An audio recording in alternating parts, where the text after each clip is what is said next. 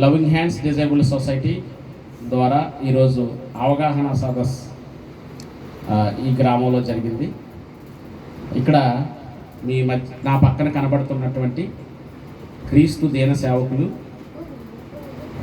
Pastor Shyamayya గారు వారి సత్యమణి, వారి తల్లి గారు, అలాగే మరి సంఘ బిడ్డలు అందరూ కలిసి ఈరోజు ఒక ఘనమైన కార్యక్రమాన్ని చేశారు. విభిన్న ప్రతిభావంతులైనటువంటి అంధులను,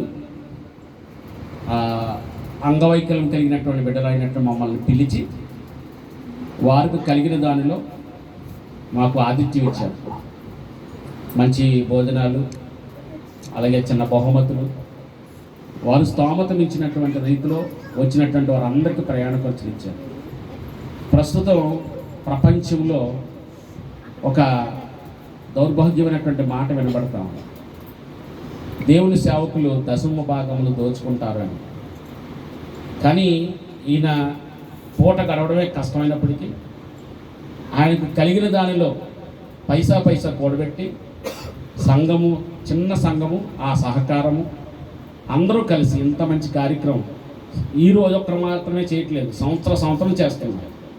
ఈరోజు లవింగ్ హ్యాండ్స్ డిజేబుల్డ్ సొసైటీకి అవకాశం ఇచ్చారు.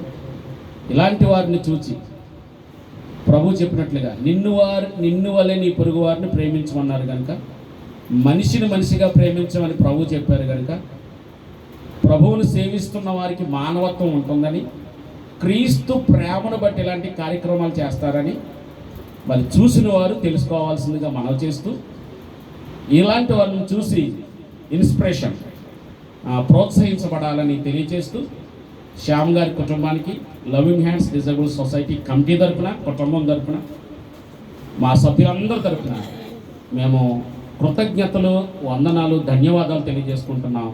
థ్యాంక్ యూ అనండి.